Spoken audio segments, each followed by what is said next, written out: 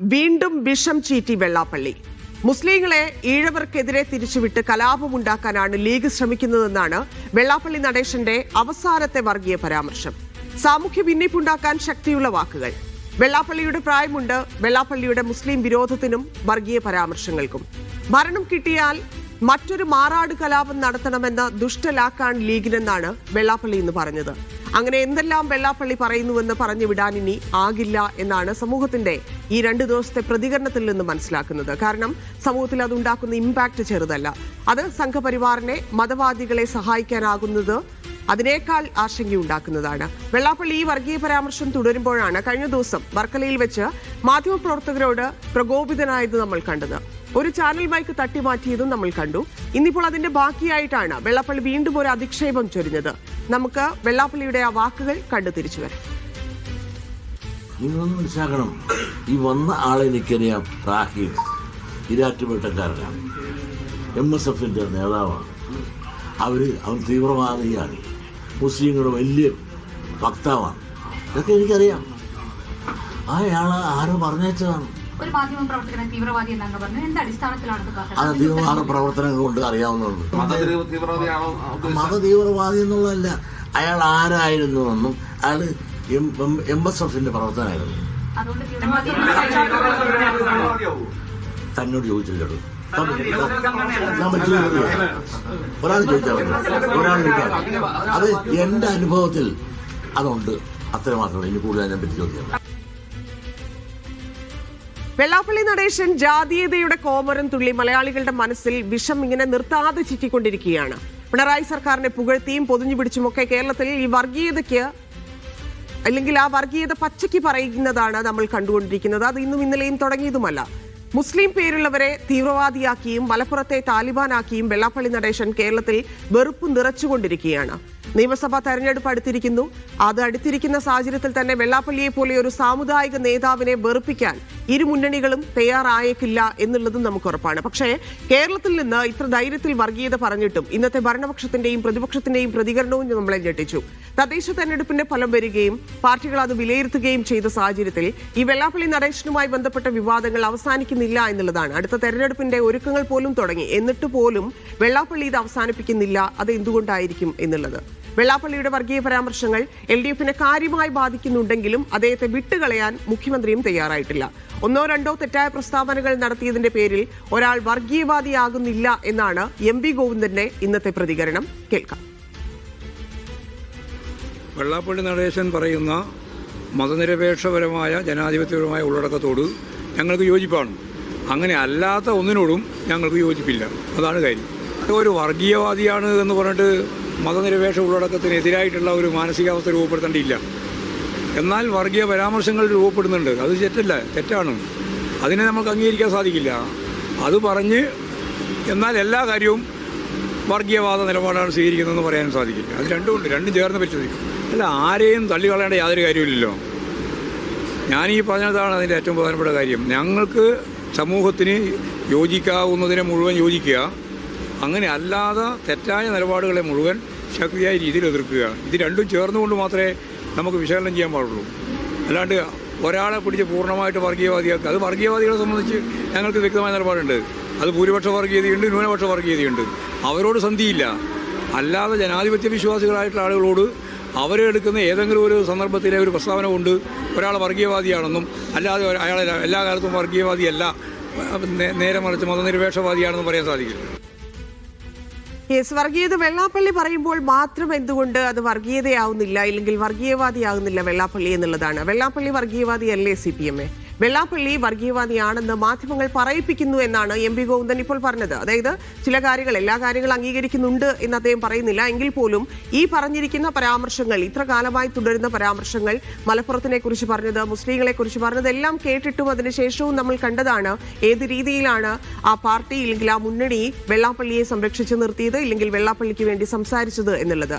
എന്തുകൊണ്ടാണ് ഇടതുപക്ഷത്തെ മുതിർന്ന നേതാക്കൾക്ക് ഇത് മനസ്സിലാകാത്തത് എന്നൊരു ചോദ്യം കൂടി അവിടെ ഉയരുന്നുണ്ട്. വെള്ളാപ്പള്ളി കാരണം താഴെത്തട്ടിലുള്ളവർ അതുമായി ബന്ധപ്പെട്ട് ഈ തദ്ദേശ തെരഞ്ഞെടുപ്പ് വന്നപ്പോൾ തന്നെ പ്രാദേശിക തലത്തിൽ അവർ മറുപടി പറയേണ്ട വിഷയങ്ങളിൽ ഏറ്റവും പ്രധാനപ്പെട്ടത് ഇതായി മാറി എന്നുള്ള വിലയിരുത്തൽ പോലും പല സ്ഥലങ്ങളിലും ഉണ്ട്. അപ്പൊ ഈ വെള്ളാപ്പള്ളി പിന്തുണച്ച് പുറകെ നിന്ന് ചെയ്യുന്നത് ഈ സംഘപരിവാറിന്റെ പണിയാണ് എന്ന് ഇനിയും എന്തുകൊണ്ട് CPM മനസ്സിലാക്കുന്നില്ല എന്നാണ് പൊതുസമൂഹം ചോദിക്കുന്നത്. വെള്ളാപ്പള്ളിയെ ചോദ്യം ചെയ്യുന്നവരെ തീവ്രവാദികളാക്കുന്നതിൽ എന്ത് നടപടിയെടുക്കും? എപ്പോഴാണ് ഇതിലൊരു മറുപടി, കൃത്യമായിട്ടൊരു പാർട്ടി നിലപാട്, വെള്ളാപ്പള്ളി പറയുന്നതിലൊക്കെ എന്താണ് നിലപാട് എന്നുള്ളതിലേക്ക് എത്തുന്നത്? അതാണ് അടുത്ത ചോദ്യമായിട്ട് വരുന്നത്. വെള്ളാപ്പള്ളിയെ ചുമക്കുന്നത് എന്തിന്? ഇപ്പം നമുക്കറിയാം, കൃത്യമായിട്ട് പറഞ്ഞിട്ടുണ്ടെങ്കിൽ ഈ കഴിഞ്ഞ ലോക്സഭാ തെരഞ്ഞെടുപ്പിന് ശേഷമൊക്കെയുള്ള ഒരു രീതി, ഇല്ലെങ്കിൽ എങ്ങനെയാണ് കൈകാര്യം ചെയ്തത് എന്നുള്ളതെല്ലാം നമ്മൾ കണ്ടതാണ്. വെള്ളാപ്പള്ളി ഒരു സമുദായ നേതാവല്ല, ഒരു സംഘടനയുടെ നേതാവാണ്.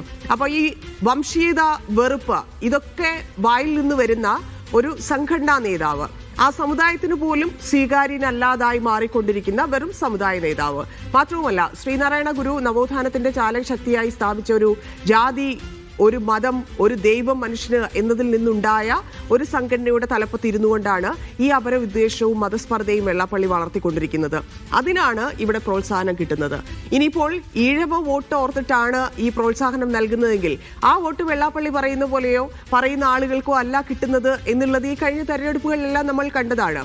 അപ്പോൾ എന്ത് ശ്രമിച്ചിട്ടും കാര്യമില്ല, ഇല്ലെങ്കിൽ എങ്ങനെ വോട്ട് തേടിയിട്ടും കാര്യമില്ല, ആരെ സംരക്ഷിച്ചതുകൊണ്ടും കാര്യമില്ല എന്നുള്ളത് ജനം റിസൾട്ടിലൂടെ അറിയിച്ചതുമാണ്. അപ്പം മുന്നണികളെ സംബന്ധിച്ച്, ഇപ്പോൾ പ്രത്യേകിച്ച് ഇടതുപക്ഷത്തിനെ സംബന്ധിച്ച് അത് ക്ലിയർ ആയിട്ടുണ്ടാവും ഈ തദ്ദേശ തെരഞ്ഞെടുപ്പിലൂടെയും.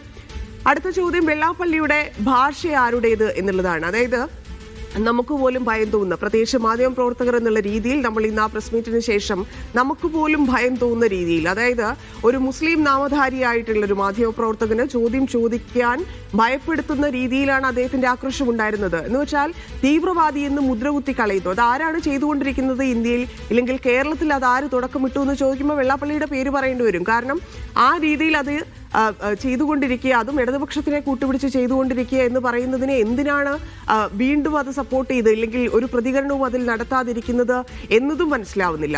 അടുത്ത ഭരണം കിട്ടിയാൽ ഇനിയൊരു മാറാട് ഉണ്ടാകും, ഇല്ലെങ്കിൽ അങ്ങനെ ഒരു സംഘർഷം, ഒരു കലാപം നടത്തണം എന്നൊക്കെയുള്ള ദുഷ്ടലാക്കാണ് മുസ്ലിം ലീഗിനെന്ന് പറഞ്ഞ് വെള്ളാപ്പള്ളി വിദ്വേഷത്തിനോടൊപ്പം ഭയം വളർത്താൻ ശ്രമിക്കുകയാണ്. അതായത് ഇന്നിപ്പോൾ ഞങ്ങൾക്കുണ്ടായ ഭയം അത് ലീഗിനെ കുറിച്ച് പറഞ്ഞുകൊണ്ട് ഒരു ഭയം ഉണ്ടാക്കാൻ, മാറാട് കലാപം പോലെ ഇനി ഒന്നുകൂടി ഉണ്ടാകുമെന്ന് പറയുമ്പോൾ ആളുകൾക്ക് എന്താണ്, അത് അനുഭവിച്ചവർക്ക്, ഇല്ലെങ്കിൽ അത് കണ്ടവർക്ക്, ആ കാലത്തുണ്ടായിരുന്നവർക്ക്, ആ പൊളിറ്റിക്സ് ഫോളോ ചെയ്യുന്ന ആളുകളെ സംബന്ധിച്ച് അതൊരു വലിയ ഭയം ഉണ്ടാക്കുന്ന കാര്യമാണ്. അപ്പോൾ ഈ മുസ്ലിം സമുദായത്തെ മൊത്തമായി ഈഴവർക്കെതിരെ തിരിച്ചുവിട്ട് മതവിദ്വേഷം സ്ഥാപിച്ച് മതസൗഹാർദ്ദമില്ലാതാക്കി മതകലഹമുണ്ടാക്കാനുള്ള കുൽസിത ശ്രമമാണ് ലീഗ് നടത്തുന്നത് എന്നൊക്കെയാണ് വെള്ളാപ്പള്ളി പറയുന്നത്.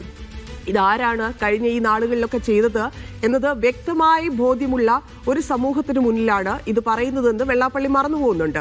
അപ്പം ഉണരൂ ഹിന്ദുക്കളെ ഉണരൂ എന്ന് പറഞ്ഞുകൊണ്ട് BJP രാഷ്ട്രീയം രാജ്യമൊട്ടാകെ കാണിച്ചുകൊണ്ടിരിക്കുന്ന ആ ഭയപ്പെടുത്തലുണ്ട്. ആ ഭയപ്പെടുത്തലിൽ തന്നെയാണ് രക്ഷകൻ ചമഞ്ഞുകൊണ്ട് സാമുദായിക ധ്രുവീകരണവും ഈഴവ സമൂഹത്തിലും പയറ്റി നോക്കുന്ന വെള്ളാപ്പള്ളിയെ നമ്മൾ കണ്ടുകൊണ്ടിരിക്കുന്നത്. വെള്ളാപ്പള്ളിയുടെ ലക്ഷ്യവും അതാണ്. ആ ഭാഷയാണ് വെള്ളാപ്പള്ളിയുടേതായിട്ട് പുറത്തു വന്നുകൊണ്ടിരിക്കുന്നത്. മറ്റൊരു ചോദ്യം, ഈ ചോദ്യം ചോദിക്കുന്നവരെ, ഇല്ലെങ്കിൽ ചോദ്യം ചോദിക്കുന്നവരുടെ മതം തിരയുന്ന വെള്ളാപ്പള്ളി.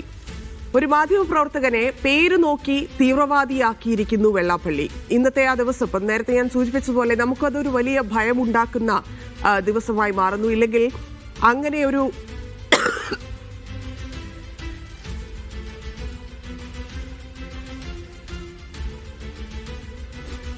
പറഞ്ഞതുപോലെ മാധ്യമപ്രവർത്തകന്റെ പേര് നോക്കി തീവ്രവാദിയാക്കിയിരിക്കുകയാണ് വെള്ളാപ്പള്ളി. മുസ്ലിങ്ങളുടെ വക്താവാണ്, ഇല്ലെങ്കിൽ MSFകാരനാണ്, തീവ്രവാദിയാണ് എന്നൊക്കെ അങ്ങ് വിളിച്ചു പറഞ്ഞു പോവുകയാണ്. അപ്പോൾ ഇത്തരം പരാമർശങ്ങൾ നടത്താനുള്ള വെള്ളാപ്പള്ളിയുടെ ആ ധൈര്യം അതെവിടെ നിന്നാണ് എന്ന് നമുക്കറിയാം. അതുണ്ടാക്കുന്ന അപകടം വെള്ളാപ്പള്ളിയെ സംരക്ഷിക്കുന്ന, പൊന്നാടയണിയിക്കുന്ന, കാറിൽ കയറ്റി കൊണ്ടുപോകുന്നവർ വഴി തന്നെയാണ് അത് വളരുന്നത്. അതിൽ യാതൊരു സംശയവുമില്ല. പക്ഷേ അങ്ങനെ വിഷം ചീറ്റുന്ന, ഇല്ലെങ്കിൽ വർഗീയ വിഷം ചീറ്റുന്ന ആളുകൾ, ഇവരുടെ പ്രസ്താവനകൾ, അതിന്റെ റിസൾട്ട് കൊണ്ടുപോകാൻ ഒരുങ്ങി നിൽക്കുന്നത് ആരാണ്?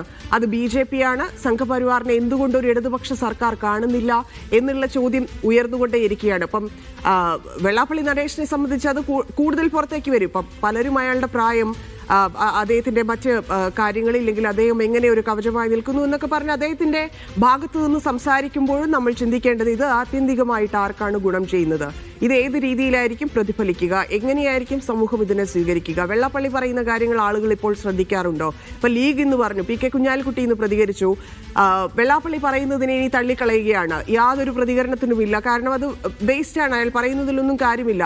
ആ രീതിയിൽ പോലും നമുക്കതിനെ തള്ളിക്കളയാൻ പറ്റാത്തതിലേക്ക് കൊണ്ടുവരുന്നു എന്നുള്ളതാണ്. അത് ഒരുപക്ഷെ വെള്ളാപ്പള്ളിയുടെ ബുദ്ധിയായിരിക്കാം, ഇല്ലെങ്കിൽ ഈ സംഘപരിവാറൊക്കെ പയറ്റുന്നത് പോലെയുള്ള മറ്റൊരു തരം വിദ്യയായിരിക്കാം. കേരളത്തിൽ ഇങ്ങനെ പയറ്റിയാൽ നമുക്ക് കുറച്ചുകൂടി സ്വാധീനം ഉണ്ടാക്കാം എന്നുള്ള രീതിയിലുള്ള ഒരു പയറ്റലായിരിക്കും. അപ്പം അത് തന്നെയാണ് വെള്ളാപ്പള്ളി പയറ്റുന്നത്. അപ്പം നമുക്കതിനെ അങ്ങനെ വിട്ടുകളയാൻ പറ്റുന്ന രീതിയിലല്ല വെള്ളാപ്പള്ളി ഇപ്പോൾ പറയുന്നത്. അതെടുക്കുന്ന കുറച്ച് ജനങ്ങളെങ്കിലും, ഒരു ചെറിയ സമൂഹമെങ്കിലും ഇവിടെ ഉണ്ടായിരിക്കുന്ന സമയത്ത് അതിൽ കുറച്ചുകൂടി സൂക്ഷിച്ചു വേണം ആ തരത്തിലുള്ള വിഷത്തെ, ഇല്ലെങ്കിൽ അദ്ദേഹം പറഞ്ഞുകൊണ്ടിരിക്കുന്ന ഈ വർഗീയതയെ, ഈ വിദ്വേഷത്തെ, ഈ ഭിന്നിപ്പിക്കലിനെ നമ്മൾ സമീപിക്കാൻ എന്നാണ് മനസ്സിലാക്കുന്നത്. അപ്പം മാധ്യമപ്രവർത്തകനെ നേരിട്ട് തീവ്രവാദി എന്ന് വിളിച്ചിട്ടും എന്തുകൊണ്ട് കേസില്ല എന്നൊരു ചോദ്യമുണ്ട്. അതായത് അതിൽ ആർക്കും വിയോജിപ്പില്ല, ഞങ്ങൾക്കല്ലാതെ അതിൽ ആർക്കും പ്രതിഷേധമില്ല. പ്രതിപക്ഷത്തിന്റെ ഭാഗത്തു നിന്നായാലും ഭരണപക്ഷത്തിന്റെ ഭാഗത്തു നിന്നായാലും ആ വിഷയത്തിൽ ഉണ്ടായിരിക്കുന്ന പ്രതികരണം അത് എത്രത്തോളം തടുത്തതാണ്, ഇല്ലെങ്കിൽ എന്തുകൊണ്ട് അങ്ങനെ ആ രീതിയിൽ ഒരു പ്രതികരണം ഉണ്ടായി എന്നൊക്കെയുള്ളത് നമ്മൾ കണ്ടതാണ്. അപ്പം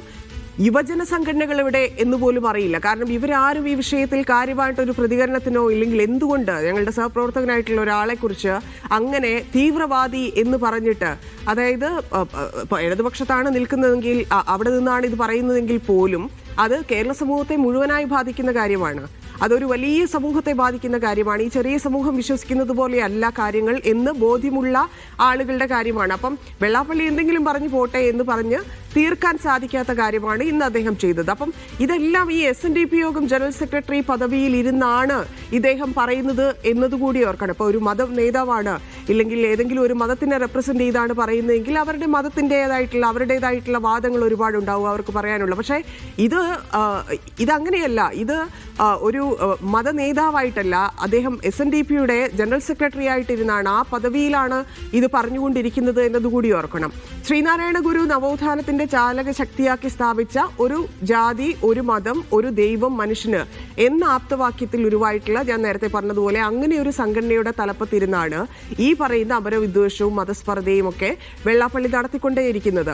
ഇപ്പം മലപ്പുറത്തെ മുസ്ലിങ്ങൾ, മുസ്ലിം ലീഗുമായിരുന്നു വെള്ളാപ്പള്ളിയുടെ ഒരു നിരന്തരം ടാർഗറ്റ്. നമ്മളത് കണ്ടുകൊണ്ടേയിരുന്നതാണ്. കാരണം എപ്പോഴും മലപ്പുറത്തിനെ കുറിച്ചുള്ള ചോദ്യത്തിൽ നിന്നാണ് ഈ പറയുന്ന മാധ്യമപ്രവർത്തകൻ ചോദിച്ചതുമായി ബന്ധപ്പെട്ടാണ്. അതിപ്പോൾ സ്വാഭാവികമായിട്ട് പ്രേക്ഷകർക്ക് അറിയാമായിരിക്കും, 2 ദിവസമായിട്ട് നടന്നുകൊണ്ടിരിക്കുന്ന സംഭവമാണ്. അപ്പം മലപ്പുറമാണ്, മലപ്പുറത്തെ മുസ്ലിങ്ങളാണ്, ഇതൊക്കെയായിരുന്നു. അദ്ദേഹം പല രീതിയിൽ, പല കാലത്ത് ഈ രീതിയിലുള്ള പ്രതികരണങ്ങൾ നടത്തിയിട്ടുണ്ട്, വിദ്വേഷ പരാമർശങ്ങൾ നടത്തിയിട്ടുണ്ട്. അപ്പം ആ ഘട്ടത്തിലെല്ലാം പലരും ഇതിനെ എതിർത്തിട്ടുണ്ട്.